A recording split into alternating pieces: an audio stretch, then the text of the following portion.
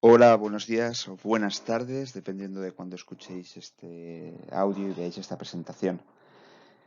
Quiero utilizar esta presentación para explicar un punto muy importante que es el concepto histórico de persona. Porque realmente el concepto que hoy tenemos de persona, de lo que es el ser humano, de sus derechos, de sus deberes, es un concepto que ha ido evolucionando durante todos los siglos, durante toda la historia de la humanidad. Y es importante poner de relieve los diferentes periodos y sus aportaciones. Y veamos varios conceptos que realmente tienen que resaltar en este tema. El primero vamos a ver qué es el concepto actual de persona. ¿Por qué? Porque el concepto del derecho esto es fundamental. Fijaos cómo los sujetos de derechos son las personas. Incluso las empresas tienen lo que se conoce como la personalidad jurídica. Fijaos incluso la palabra personalidad, porque también son sujetos de derechos y sujetos de deberes. Fijaos, hoy en día nadie civilizado pone en duda que todos los seres humanos son personas. Por tanto, hoy en día diríamos que el concepto de persona es el siguiente, es el sujeto portador de derechos y valores que ha de reconocer y respetar la organización social y especialmente el Estado como expresión del grupo organizado en el que nos movemos. Fijaos que esta es la idea base del derecho y especialmente la del derecho civil, ya que supone que todo ser humano, por el hecho de serlo, es titular de derechos que no le han sido otorgados por el poder político, sino que son inherentes a él. Fijaos que hasta en nuestra Constitución española, en la Carta Magna, en el artículo 10, lo afirma. Fijaos que estos derechos son titular la persona, no son otorgados por el poder político. Vamos a ver a continuación cómo ha ido evolucionando el concepto de persona, fundamentalmente desde la Grecia clásica, Roma, el aporte del cristianismo y la Edad Moderna, a lo que llegaríamos hasta la actualidad, veremos los diferentes periodos, las diferentes épocas, cómo ha evolucionado el concepto de persona. Bien, vamos a ver ahora mismo lo que ha sido el concepto de persona fundamentalmente en el pensamiento griego. La gran mayoría de las cosas que voy a decir ya las hemos visto en clase y este audio en el fondo va a servir como una especie de repaso de los conceptos que ya sabemos. En primer lugar, vamos a fijarnos en los filósofos clásicos, en lo que llamamos presocráticos. En clase estudiamos fundamentalmente a Heráclito, Parménides y Pitágoras, pero también vimos un poco la característica de toda la filosofía griega presocrática y veíamos cómo, para los presocráticos, no se preguntaron directamente por la pregunta de qué es el hombre, sino que su admiración, su estudio y su investigación versó directamente en la naturaleza, en las diferentes leyes que había en el cosmos, y se preguntaron por lo que era lo que llamamos el arjé, que era el principio último de los fenómenos naturales que se observaban en la naturaleza. Ya en el siglo V a.C. aparecen una figura importante que va a ser Sofistas y Sócrates. Vimos a ambos. Y aquí sí que hay una polarización de la atención filosófica sobre el hombre. Deja de investigarse sobre la naturaleza y nos centramos en qué es el hombre. En si el hombre puede adquirir la verdad, la dignidad humana, en el conocimiento de sí mismo, en la vida conforme a unas normas morales, quién dicta esas normas morales.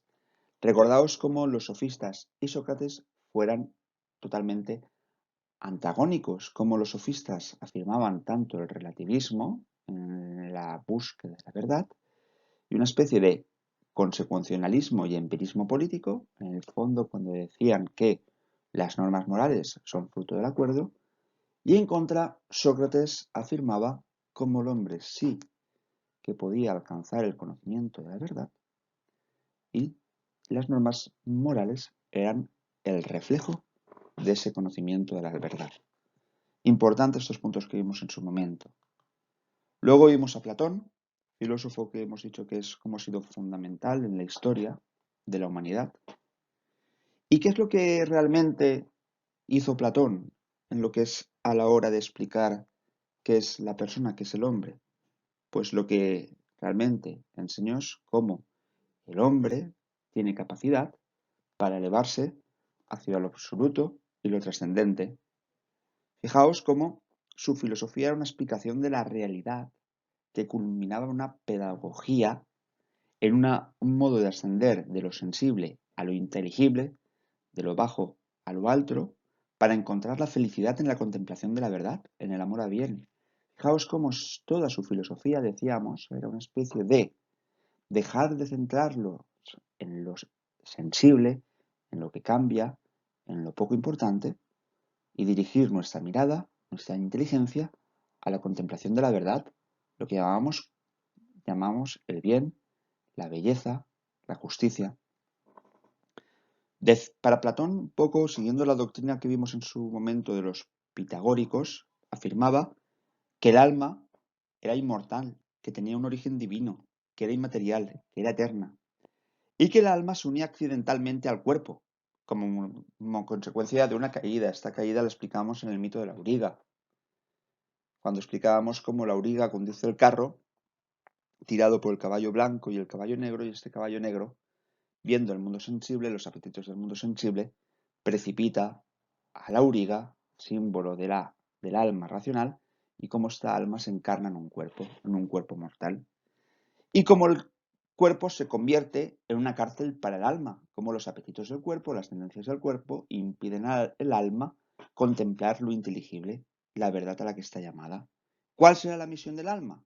Liberarse de las ataduras del cuerpo. ¿Cómo lo hará? Mediante prácticas ascéticas. En su momento lo explicamos todo. Pero la misión del alma para Platón es esta: recordar lo que es la contemplación de la verdad, la educación mediante la dialéctica, contemplar el bien, contemplar la belleza y contemplar la justicia. Y siguiendo a Sócrates, si yo he contemplado el bien, me conduciré rectamente en mi vida.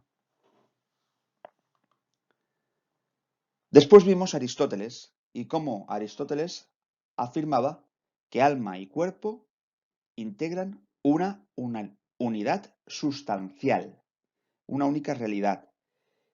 Para Aristóteles, el alma es la forma del cuerpo, es el principio esencial que da a la materia, al cuerpo, la vida, anima al cuerpo. Y afirmaba que el ser humano es superior al resto de seres. ¿Por qué? Porque tiene un alma racional.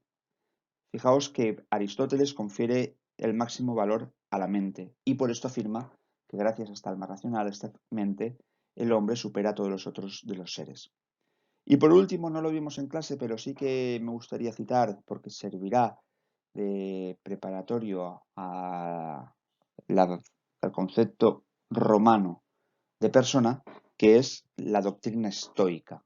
Los estoicos no se preocuparon tanto por qué es el hombre, sino cómo debe vivir el hombre para alcanzar la felicidad.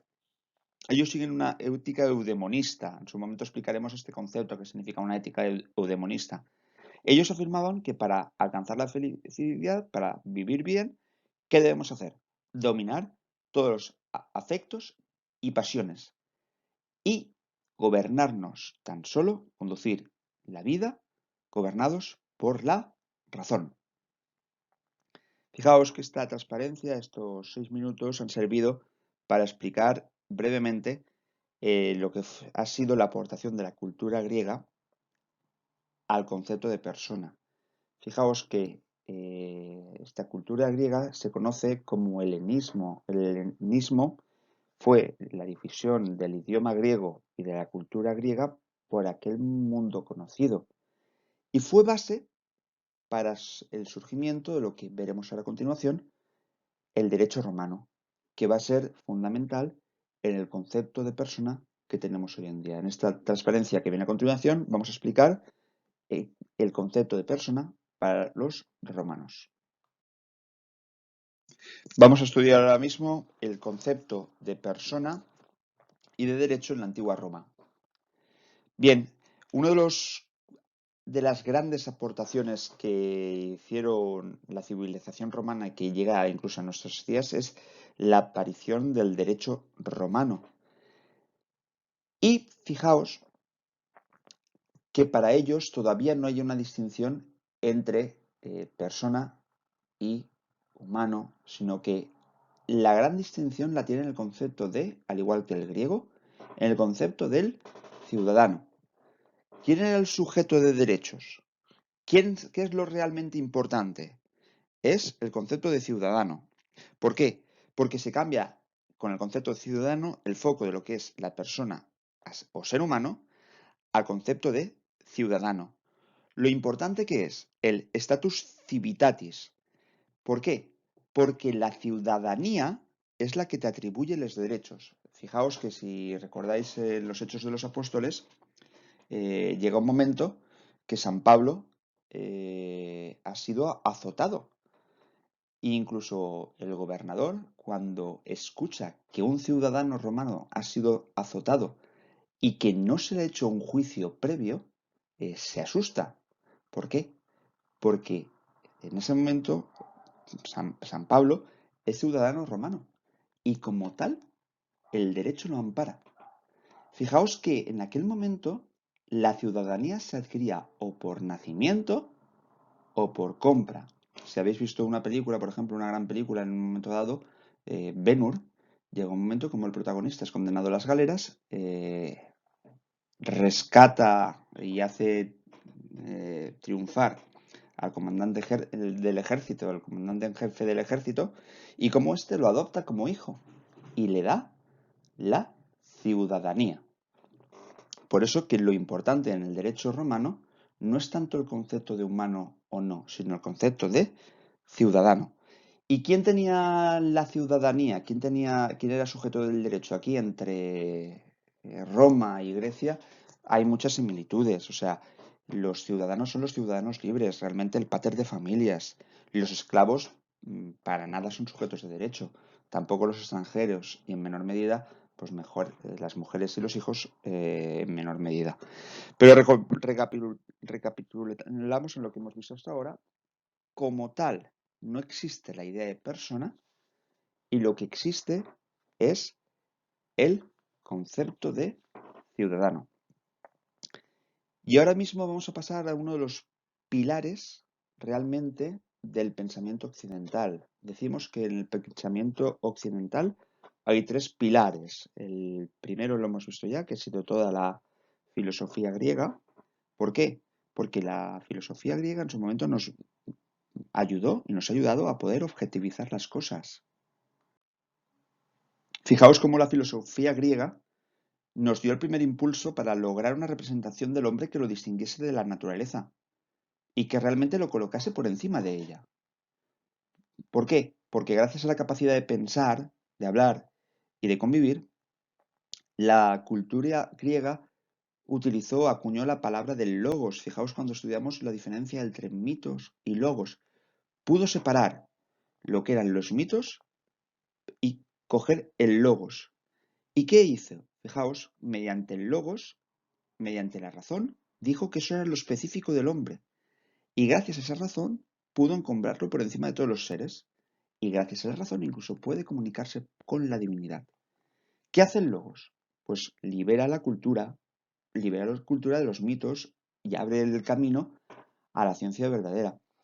Con esto no quiero decir que los mitos sean falsos ni que no sean válidos. Recordad en su momento cómo defendimos fundamentalmente el valor del mito. El mito nos explica la realidad, nos ayuda a entender la realidad, nos dice quiénes somos. Es una ayuda para poder comprendernos, pero de alguna manera podemos separar lo que es el mito de lo que es el logos. Entonces, fijaos que hemos visto este primer pilar del pensamiento occidental que ha sido la filosofía griega, un segundo pilar es el derecho romano, y vamos a ver el tercer pilar, que es un pilar fundamental porque da coherencia al sistema, de algún modo amalgama los tres y llega a nuestros días, que va a ser las aportaciones del humanismo cristiano al concepto de persona. Lo hemos dicho muchas veces, el humanismo cristiano no significa que vayamos a misa o no, sino es un modo de entender la realidad, un modo de ver el sentido de la existencia, el sentido de las cosas. No significa el ir a misa, sino que realmente el humanismo cristiano significa el fondo cultural, el sustrato que hay en el mundo occidental. Y muy importante, el humanismo cristiano es el que crea el concepto de persona. Fijaos que el concepto de persona viene de la palabra prosopón. Está en el libro en los capítulos anteriores. Prosopón, que era la máscara que llevaban los actores griegos, los actores de las tragedias griegas. ¿Y qué eran las máscaras? Las máscaras son una especie de representación del personaje. Oye, pues daba la máscara del que estaba enfadado, del que estaba alegre, del que era fuerte, del que era melindroso, el del que era la mujer. De algún modo, la máscara daba la individualidad, individualizaba al actor, le daba una personalidad. Entonces, de este concepto de máscara, prosopón, llega a nuestros días el concepto de persona. Pero realmente, el concepto de persona surge en la filosofía cristiana. ¿Para qué? Para poder explicar el concepto de la Santísima Trinidad, el concepto de las tres personas de la Santísima Trinidad y de las relaciones que hay entre ellas. Claro, si entre la Santísima Trinidad hay unas relaciones, pues por decirlo de algún modo, ¿vale? Y perdonadme un poco las palabras que voy a decir, pues hay una especie de derechos, deberes. Fijaos, este concepto de persona se aplica por analogía a todo el ser humano, en cuanto que es titular de estas relaciones sociales y jurídicas. Y aquí surge la verdadera revolución. ¿Por qué? Porque gracias a este concepto de persona, se considera que todos los seres humanos son personas. Repito, porque esto es muy importante. Todos los seres humanos son personas. Y por tanto, todos los seres humanos tienen la misma dignidad. Fijaos que esto confronta frontalmente con el concepto de ciudadano, ¿no? Que restringe el quién es el sujeto de derechos. Aquí no. Con el concepto de persona, todos los seres humanos son sujetos de derechos y por tanto tienen la misma dignidad. Fijaos, ¿y por qué surge esto? Porque aparece un concepto que dice que todos los seres humanos son imago Dei, son imagen de Dios. Claro, si todos los seres humanos son imagen de Dios y todos son redimidos por Cristo, por tanto, todos los seres humanos son iguales. Fijaos que gracias a esto el hombre es persona y fijaos cómo es persona. Si decíamos antes que la Trinidad hay tres personas y hay una relación, ¿cuáles son las relaciones capacidades del hombre? Pues el hombre va a ser capaz de conocer, capaz de amar, capaz de ser conocido y capaz de ser amado. Fijaos, esta semejanza personalista con Dios es realmente la razón del valor y de la dignidad de la persona. Fijaos que incluso si tú coges la Biblia, las cartas de San Pablo, él dice en un momento, una de sus epístolas, ¿no? Porque ya está este trasfondo que luego germinará en siglos posteriores, ¿no? Que ya no hay judío, ya no hay gentil, ya no hay un esclavo, ya no hay libre, sino que somos todos hijos, ¿no? Fijaos que en esta filiación está también este germen del concepto de persona, que en el fondo, como todas las personas son imagen de Dios, todas las personas son sujetos de derechos, por tanto, todos los seres humanos tienen la misma dignidad y no se puede atentar frente a esta dignidad. Ya no podemos clasificar a las personas ni categorizarlas en diferentes funciones ni en diferentes clases que de algún modo las separen y que no tengan todas las personas la misma dignidad.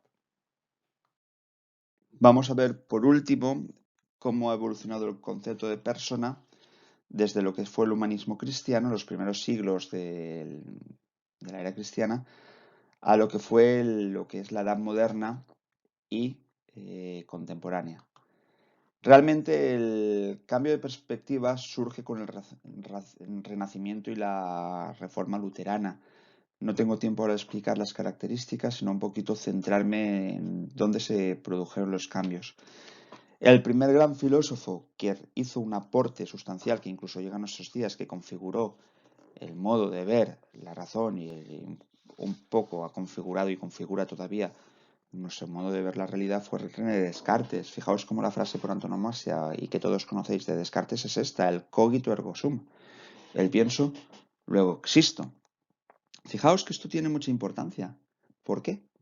Porque Descartes con esta frase lo que está diciendo es que la primacía está en la razón, en el pensamiento.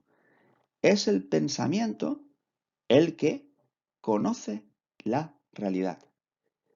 Y este punto es importante, porque ¿qué realidad puedo conocer según Descartes? La realidad que hay en mi pensamiento. O sea, la realidad objetiva natural, la naturaleza, provoca una representación en mi pensamiento. Por tanto, ¿cuál es la realidad que yo puedo conocer? La realidad que hay en mi pensamiento. Fijaos, esto lo hemos explicado muchas veces. ¿En qué deriva? En un relativismo. ¿Por qué? Porque se pierde la objetividad de la realidad y se pone una primacía en la subjetividad.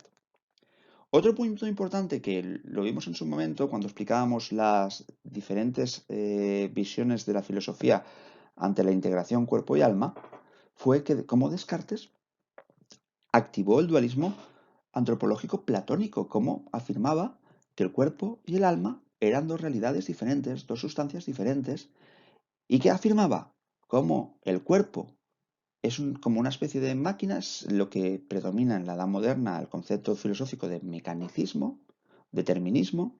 Fijaos que todo funciona como una máquina y una especie de reloj y cada engranaje funciona y hace que funcione el resto y cada órgano hace la misión que tiene llamada. Por tanto, está determinado y por tanto hay una ausencia de libertad.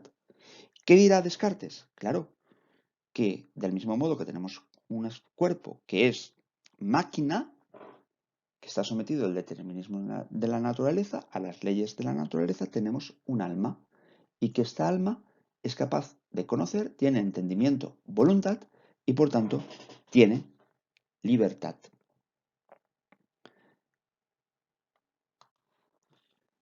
Recapitulo un poco lo que he dicho de Descartes. Fijaos cómo Descartes, con el cogito ergo sum, lo que está diciendo es que la conciencia subjetiva, el pensamiento, será el punto de partida del conocimiento de la realidad. O sea, la realidad como tal pierde autoridad y valor y es la razón humana la última y suprema instancia que puede conocer la realidad.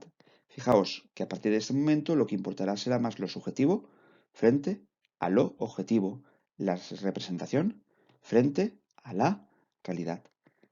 Y esta conciencia subjetiva será el punto de partida de la filosofía moderna sobre el hombre. Lo vamos a ver a continuación, como lo que pone ahí en la exaltación de la razón. Fijaos que es toda la filosofía ilustrada.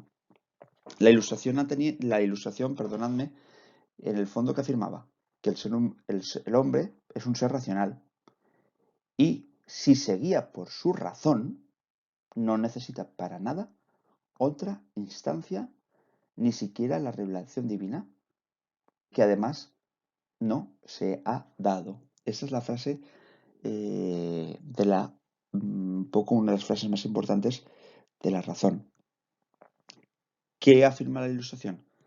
Que la razón es capaz de conocer la naturaleza, conocer la realidad.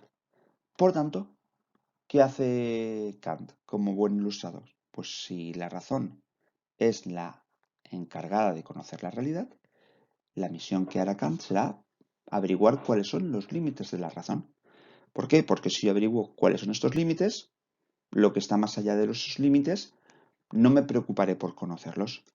Por tanto, Kant, ¿qué se va a preguntar? ¿Qué es el hombre? Y preguntándose qué es el hombre, dirá, ¿qué puedo conocer? Que en su momento lo vimos cuando explicamos el idealismo trascendental. Estudió también cómo debo de obrar, que en su momento lo explicaremos, toda la ética formal kantiana, y que me cabe esperar. Y fruto de esta ilustración también aparece una secularización. Claro, como hay una negación de lo que es fundamentalmente el cristianismo representado en el catolicismo, una negación de Dios, claro, si la dignidad ya no se basa en que somos hijos de Dios, somos imagen de Dios, ¿en qué basamos ahora la dignidad del ser humano para la ilustración? La dignidad del ser humano estará basada en sí mismo. Y por último, vamos a ver lo que es la visión de Feuerbach fundamentalmente y la visión de Marx. En el fondo son dos filósofos materialistas. En su momento intentaremos explicar, ya daremos unas clases más profundas sobre la visión de Marx. Y no voy a explicar tampoco la visión tampoco de Nietzsche, porque quiero explicarlo de alguna manera más detenidamente en una clase propia para ellos. Pero sí que un poco citar a Feuerbach, porque es un poco como antecesor, junto con Engels, Feuerbach, Marx, antecesor un poco de la filosofía materialista, que afirmaba Feuerbach que el hombre no tiene otro Dios que el hombre. Fijaos que es heredero de esta tradición ilustrada. ¿Qué hace él? Negar a un Dios trascendente. ¿Y qué dirá? Que solo el hombre es el artífice del hombre. Pero realmente Feuerbach sí que he querido citarlo. ¿Por qué? Porque él sí que habla y hace un aporte que es interesante. Fijaos, cómo Feuerbach sí que empieza a hablar el descubrimiento del tú y el descubrimiento de la relación. Y cómo este yo-tú es una relación necesaria para la realización de la persona. Y esto es interesante. Fijaos, ¿cuándo somos realmente nosotros felices? Lo hemos dicho muchas veces, ¿no? Cómo está la antropología, lo hemos dicho que el hombre es verdaderamente feliz cuando ama y cuando es amado. Claro, para amar necesitas un tú, necesitas de ser yo para dejar paso al tú. Entonces, ¿él qué afirmó? Él es verdad que por eso esto va a ser precursor de lo que va a ser la exaltación del Estado, ¿no? Como forma esencial. Feuerbach que afirmó que la comunicación, la comunidad, la relación por el amor son los elementos esenciales del ser personal. Él afirmó que el ser es comunidad, el ser para sí es aislamiento y falta de comunitariedad. Por tanto, para Feuerbach la esencia del hombre está contenida únicamente en la comunidad, en la unidad del hombre con el hombre. Eso no es nuevo, ya incluso Aristóteles afirmaba como el hombre también era un ser político. Pero fijaos que aquí un poco lo interesante de Feuerbach es esto, ¿no? ¿Cómo necesitamos del otro, ¿no? Para realmente ser, para ser nosotros mismos, para alcanzar el máximo esplendor.